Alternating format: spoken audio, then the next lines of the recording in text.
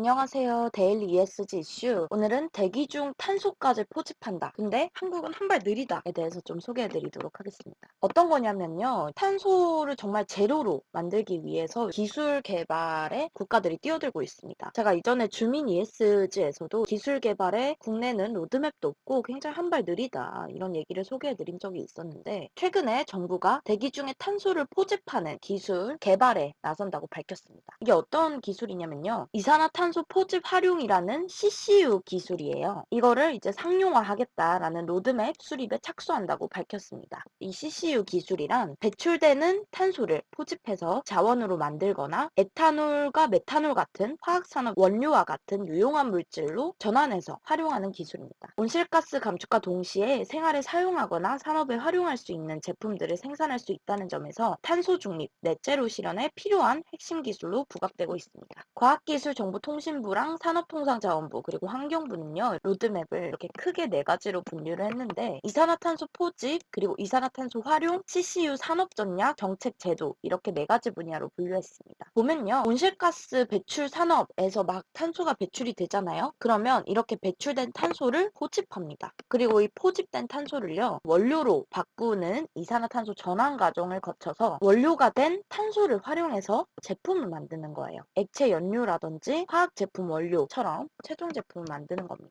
2030년 내 상용화 가능한 단기 기술군과 장기적 관점의 중장기 전략 기술군을 구분해서 방향을 도출하는데요. 이 CCU 기술 상용화에 따른 온실가스 감축 효과의 검증 체계도 마련할 방침입니다. 로드맵은 내년 상반기에 마무리될 예정인데요. 이걸 보면서 약간 걱정한 건 2030년 내 상용화 가능한 단기 기술군이랑 전략 기술군을 구분한다라고 하더라도 개발과 상용화까지 해도 10년인데 우리가 너무 한 발 늦은 거 아니냐라는 생각이 들었고 장기 저탄소 감축 전략 레드스에 대해서 설명을 해드렸잖아요. 그때 환경부는 주로 기술에 의존해가지고 탈탄소를 이뤄내겠다라고 얘기를 했는데 지금에서야 이제 로드맵이 발표가 됐어요. 이게 거의 첫 번째거든요. 탄소 포집 기술이라든지 이런 거를 정부 차원에서 육성시키겠다라고 얘기한 거는 거의 최초라고 봐도 무방한 로드맵입니다. 그래서 얼른 가져와 봤거든요. 아무리 장기라지만 사실 첫 발이 너무 늦은 거 아니냐라는 우려도 있습니다. 다만 신속하게 이걸 추진해 나간다면 2050년에는 정말 넷제로를 달성할 수 있지 않을까라는 기대감도 한편은 있어요. 여하튼 과학기술정보통신부는 이 로드맵에 기반해서 2030년 국가 온실가스 감축 목표 달성에 기여하고 나아가 탄소 중립 사회로 전환을 위한 핵심 기술 개발 및 CCU 상용화를 추진할 것이라고 밝혔습니다. 이게 정말 장기적으로 국가가 이걸 놓지 않고 끝까지 가져가 줬으면 좋겠네요. 그런데 제가 한국이 한 발 느리다라고 말씀드렸잖아요. 왜냐하면 미국이랑 일본, 호주와 아세안은 이미 지금 탄소를 포집해서 지하에 저장한다라는 협약까지 체결했거든요. 이게 일본 경제신문에 나온 기사인데요. 미국, 일본, 호주와 동남아시아 제국연합 아세안은 탄소를 지하에 매립해서 대기 중 탄소를 줄이는 사업에 협력하기로 결정했습니다. 탄소 배출을 제로로 만들기 위해서는요. 탄소 포집 기술이 핵심적인데요. 대기 중에 탄소를 포집해서 지하에 저장까지 하는 기술은 CCUS라고 불러요. 한국이 추진하는 CCU 기술에서 마지막 단계만 좀 다른 셈인데요. 탄소를 포집하는 단계까지는 동일하나 탄소를 압축 또는 액체로 만들어서 지하에 매립한다는 겁니다. 이후 유전이나 가스전 등 지층을 이용해서 탄소가 밖으로 유출되지 않도록 합니다. 이게 그 그림인데요. 이런 식으로 액체 압축해가지고 틈이 많은 지층 여기에 매립을 하는 거죠. CO2를 통과하지 않는 지층을 하나 더 쌓는 겁니다.